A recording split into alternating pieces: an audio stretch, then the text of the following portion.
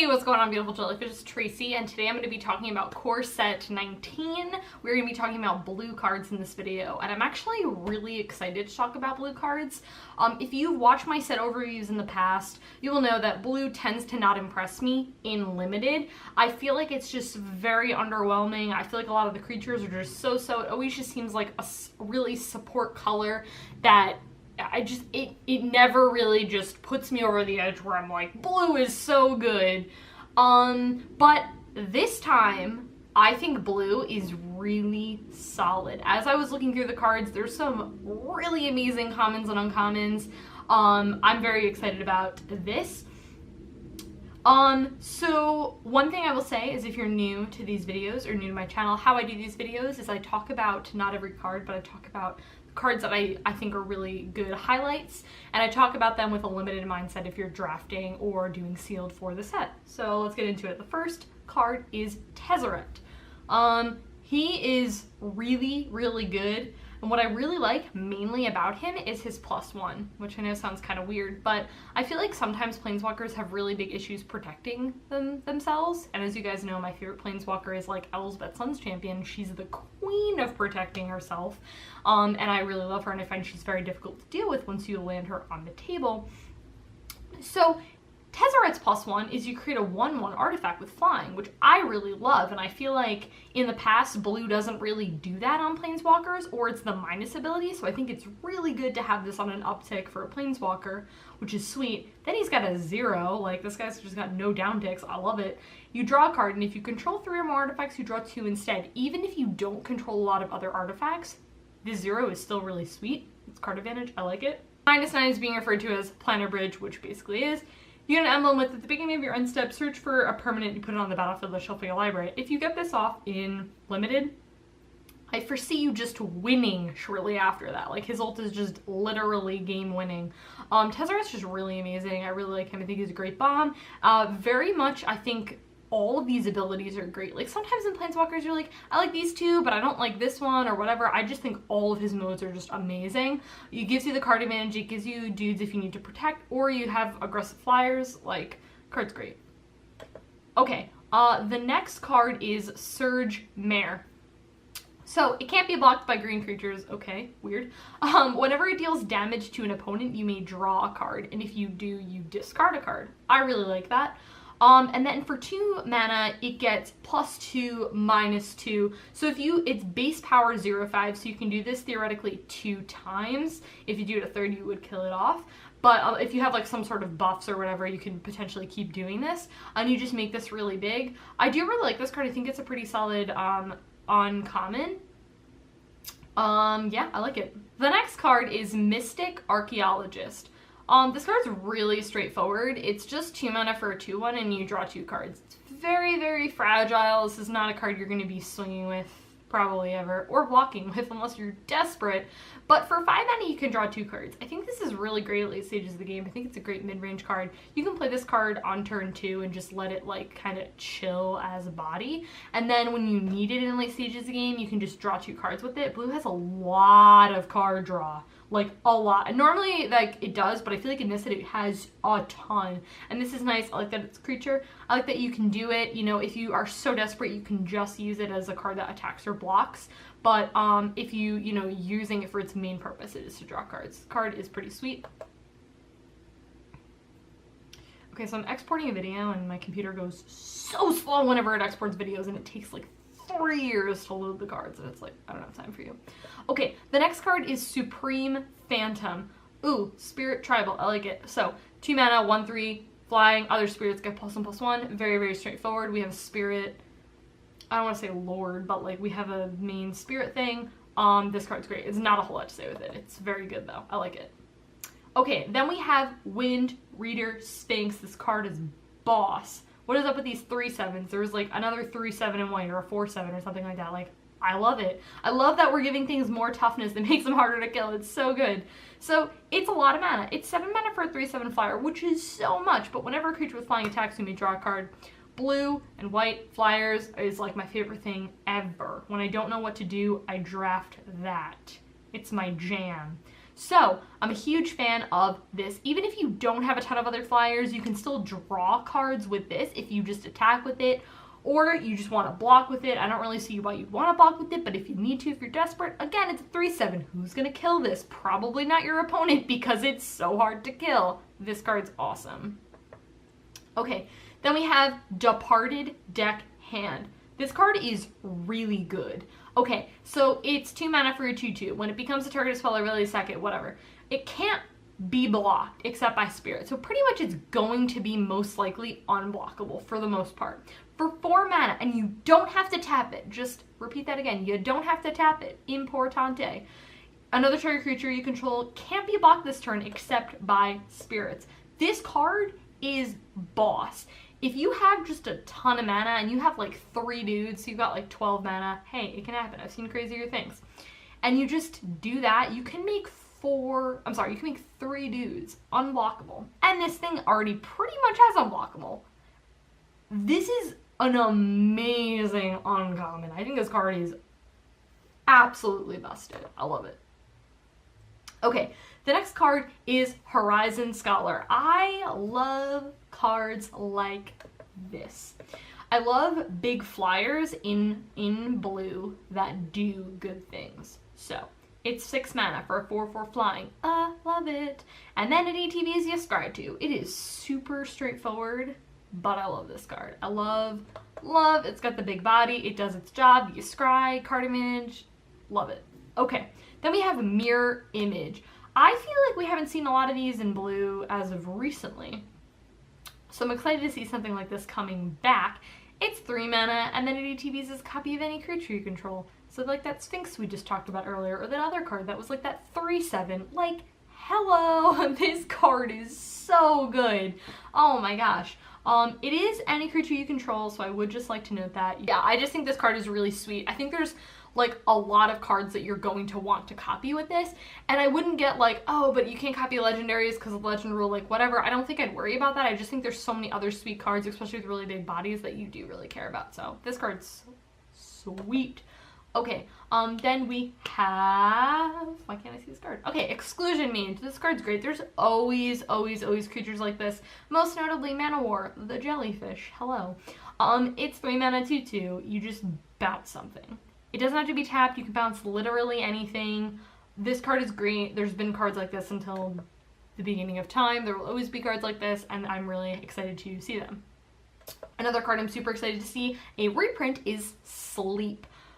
This card's busted. There's a ton of vigilance in this set, especially in white. There's so many vigilance things that your opponent can just attack, and sometimes with no repercussions, and like not even worry, like, cool, I can attack and then I can just block later, like I don't even care. Sleep is a really good way around that. Even if your opponent doesn't have vigilance, it's so good. If you're like, I find so many times when I'm doing limited is that it's just really hard because everyone, like, I'm kind of just staring at my opponent. Like, we're just staring at our board states. We're in, like, an awkward position where, like, I don't want to attack and they don't want to attack, because if I swing out and they block up, and then they can swing out and kill me, it's just, like, and vice versa. Like, it's really complicated. Sleep is a really good way around that, and it's also only 4 mana. Like, this card is just amazing. Also, too, they don't untap during that player's next untap step. So not only do you get to tap them, but they don't untap. So, like, this card's just really good. We definitely look out for this. This card's sweet. Okay, the next card we have is a reprint. Switcheroo. I really love this card, and I think what I like so much about it is, like, you can just give them your, like, whatever card. Like, your 1/1 that doesn't do anything, or, like, a card that already did its purpose, like, that has a low power and toughness or whatever. You're like, cool, I don't care about this thing, I don't care about this token, here you go. And then you can just take their really big threat, and the only way they can get around that is if they have hexproof. Or they kill the creature in response. Like, this card is just really good. I'm very excited to see this as a reprint. I think this card's sweet. Another reprint we have is Anticipate. I think a lot of times, too, like, one thing that makes it so I don't care for blue a lot of times is because I think a lot of the instants and sorceries, like, aren't good. I'm really excited to see that this is a reprint, though, because this is a sweet instant and sorcery. Like, a lot of times, and I said this before, but, like, you have creatures and lands, and those take up the majority of your deck, and you have like 5 or 6 other slots that are like instant sorceries, enchantments, artifacts, planeswalkers, you know, all that kind of stuff. And to me, I'm like, I think removal. I'm like, you want that. But like, this is a card that like, I would run. Like, obviously I'd run removal first, but like, if you don't have that, like, this is a really great card to put in place. Anticipate, great card. So you look at the top 3 cards of your library, you put one of them in your hand and the rest on the bottom of your library. Like, this card is just really good. I love that you get access to 3 cards. Also, it's instant speed, so you can do it at your opponent's turn. You can always like keep mana up for something else, and then if you don't, you can just cast this. This card is great. I'm very excited to see it being reprinted. Okay, this card makes me mad, and it makes me mad because people are misreading this card. It is called Aven Wind Mage. I just want to note this does not say prowess. Prowess is any non-creature spell. This says instant and sorcery. Instant and sorcery is just instant and sorceries. It does not include planeswalkers, artifacts, enchantments.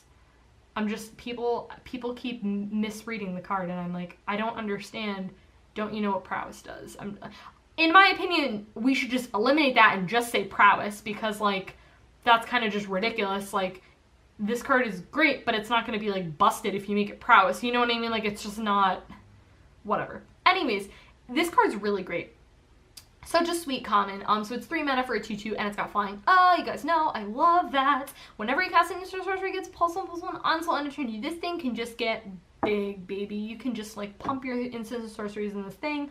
Another thing I really like too about this is like you can attack with it, and then they can choose not to block, and then you can play a card like Anticipate or something like that, that like you're not gonna, you know, kill anything or whatever. You're just gonna cast an instant. This is gonna get bigger. Can close up the game, you know, pretty quickly. So yeah, that's that card. Another instant that I'm really excited to see is Disperse. Great reprint.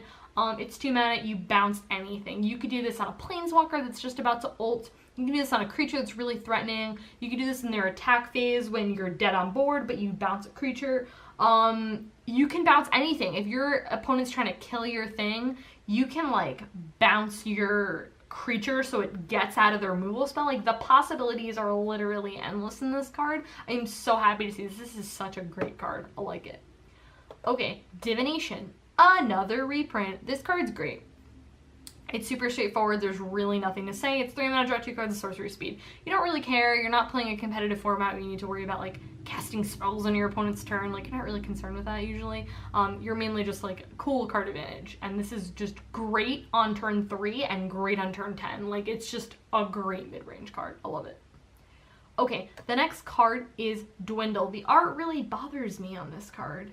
Why are we putting this poor cat in with all of these mice to be eaten? Like, that's so aggressive. I'm not a fan of the art on this card. Dwindle. This card is amazing and very different and very unusual to see in blue. I think the destroy factor I'm like really thrown off by.